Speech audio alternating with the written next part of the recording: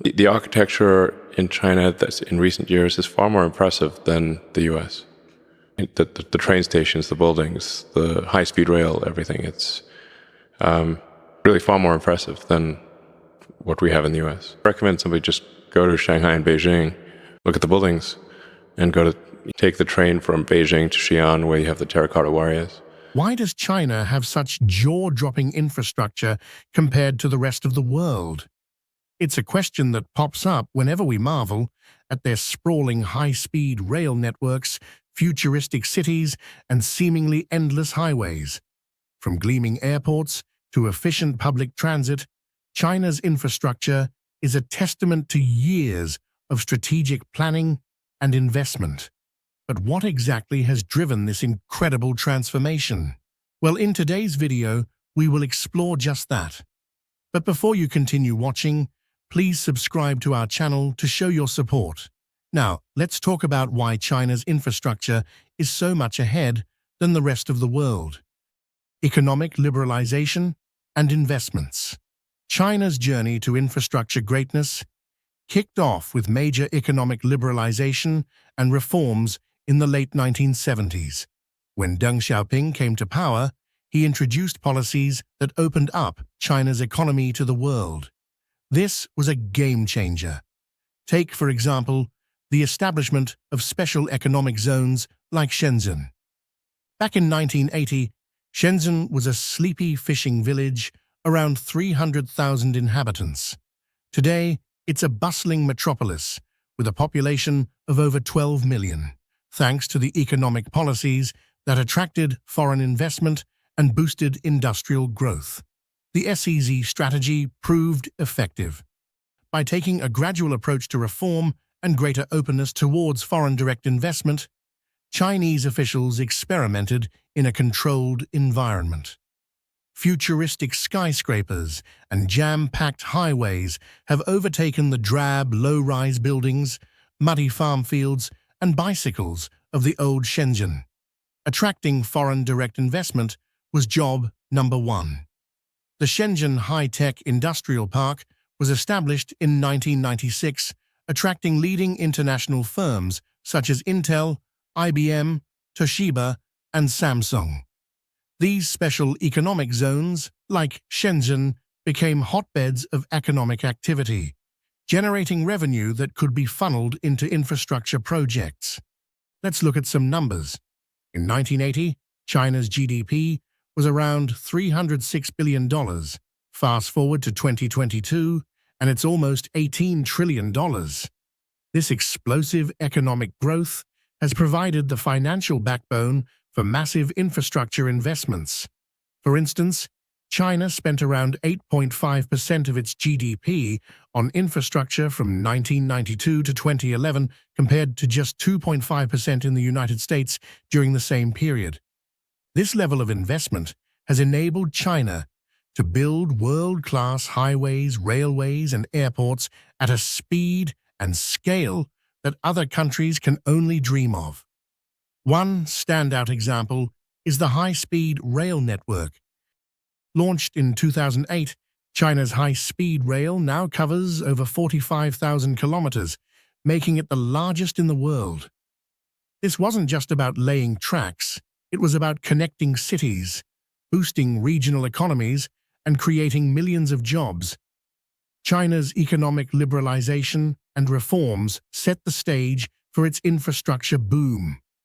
By opening up the economy, attracting foreign investment, and prioritizing market-oriented policies, China created a solid financial foundation for its incredible infrastructure advancements.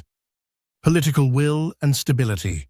When it comes to building first-class infrastructure, China's political will and stability play a massive role. Unlike many other countries, China's centralized government can make swift decisions and see long-term projects through without the usual political bickering that can slow things down elsewhere. In many democracies, changing governments can mean shifts in policy and priorities, which can stall or even cancel infrastructure projects. In China, the leadership's long-term vision ensures that projects stay on track. Take the South-North Water Transfer Project, for instance. This colossal engineering feat, aimed at diverting water from the Yangtze River in the south to the arid north, was conceived in the 1950s and is still being executed today, with parts of it already completed and operational.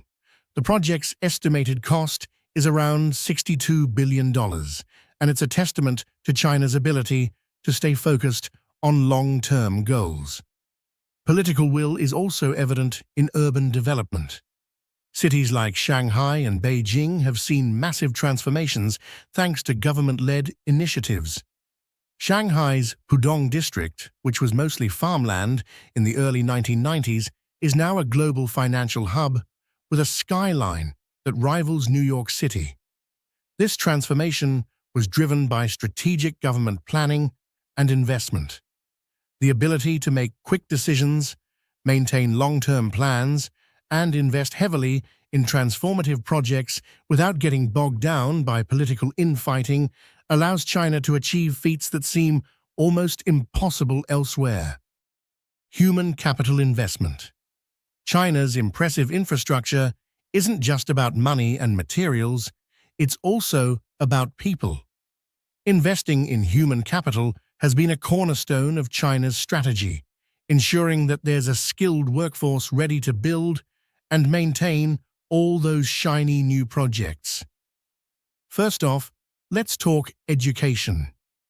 Over the past few decades, China has made significant strides in improving its education system, especially in science, technology, engineering, and mathematics, commonly known as STEM.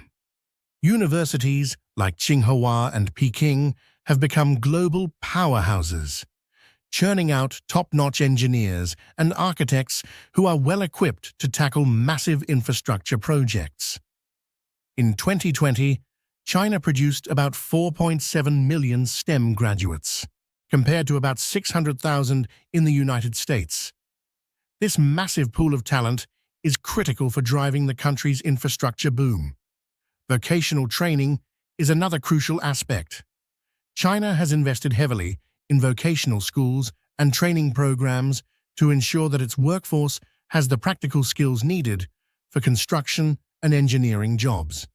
The government's push for vocational education has paid off, creating a highly skilled labor force that can efficiently build complex structures, from skyscrapers to high-speed railways. Moreover, China's focus on research and development, or R&D, in infrastructure-related fields has paid off. The country invests heavily in R&D, with spending reaching around 2.6% of GDP in recent years, which translates to hundreds of billions of dollars. China's expenditure on research and development continues to grow at a breakneck pace, and the country will likely spend more than the US soon, if it doesn't already.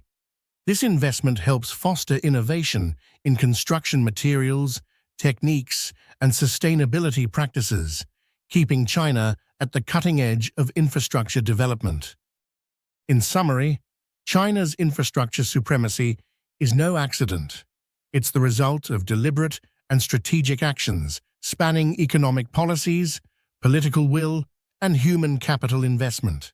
First up, the economic reforms from the late 1970s kicked things off by opening up the economy and attracting investment, which fueled huge infrastructure projects. Next, China's centralized government can make quick decisions and stick with long-term plans without the delays often seen in democracies. This stability and focus help keep massive projects on track. Finally, China has poured a lot into educating and training its people, creating a skilled workforce ready to tackle big construction jobs and innovate with new technologies. Together, these factors explain why China's infrastructure is so advanced and sets a high standard for the rest of the world. Do you agree with our analysis? Please share your thoughts and leave your comments below. If you like what you watched, please hit the like button and consider subscribing to our channel to show your support.